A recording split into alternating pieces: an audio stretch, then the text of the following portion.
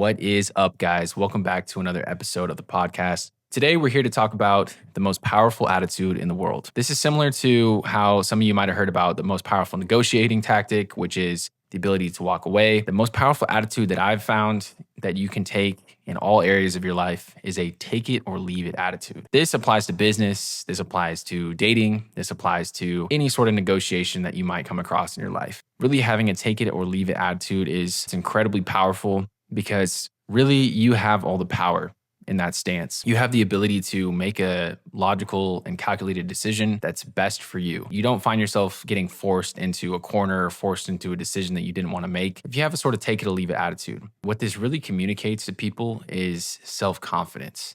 And it's not outwardly, showing off your confidence. It's not doing some sort of bold action that says or shows that you're confident. It's more of an implied self-confidence. And so when you have an attitude, let's say, for example, that you're in a job interview and you come in there and you have this attitude in the interview that you know that you are the prize. You know that you have a lot to bring. You know that you have a lot to offer to the company that you're interviewing with. And if you have that attitude, if you know those things to be certain, you're not necessarily going to be nervous, or you're not going to have this kind of frantic energy where you want to impress them or you want to show them how much you're the right candidate for the role. You're going to be more laid back. You're going to be more chill. You're going to have an attitude that's more like, why don't you guys show me what is enticing about this role? Why don't you tell me why I should take this position, as opposed to, please, please, please take me into this position. I want this position so bad. I always found that there's a really good comparison between job interviews, like I just talked about, and dating. So similar to how when you're meeting somebody for the first time in a job interview, when you're on a first date with somebody, it's also kind of like you don't want to be necessarily trying super hard to impress that person. You want to have that take it or leave it attitude, which is like, here I am. This is who I am. This is me. And these are the things that I'm into. And if you're not into them, then that's fine. That's fine for us to go our separate ways. We don't necessarily need to reach a certain outcome with this date or this interview.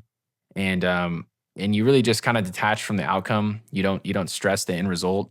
And you keep it pushing. And this attitude is just it's so strong, it's so powerful. It really is something that people need to focus on. But the question is really, how do you get that take it or leave it attitude? How do you actually establish the confidence to go into that job interview or go into that first date with the attitude that just says, this is me. You have to impress upon me why I should work for you or why I should date you, just as much as I should impress upon you why I'm a good fit. And the way that you get there is really, you just need fuel to back it up. You just need results. You need options. You need the skill set. You need to develop yourself into the person that really has that ingrained within them. And this comes over time. Really, you can't just come straight out of college with zero experience and go into a job interview and say, you know what, fuck it, I don't need you guys.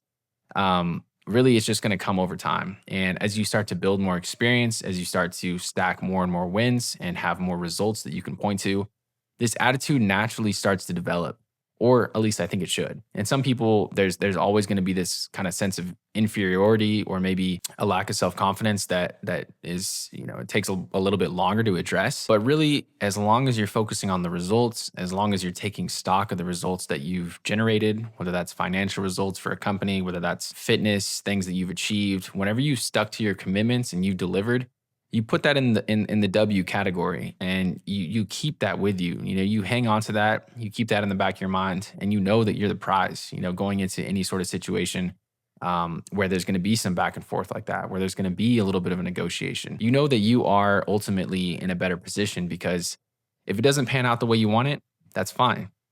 On to the next one. And that's really how you can reach the outcome. It's kind of contradictory because you want the result, right? You want the job, but you also have to understand that if it doesn't come through, you're going to be okay. It's not going to be the end of the world. You're not going to be devastated. You're not going to be, kicked to the curb. You have the results that you can fall back on. You really have to focus on pointing to the results. And as you go into these situations, know that the results are there for you to back you up. And really, I think that one of the best ways to do this is to focus on developing yourself independent of a job, independent of a group or a relationship or a hobby or anything like that. I think a lot of times people get attached to one specific career title, or they get attached to the identity they have of them in a specific relationship with one other person, or the identity that a group gives them, whether that's Democrat, Republican, or whether it's a soccer team, or whether your title in your mind is artist or podcaster, whatever it is. Recognize that you're more dynamic than that.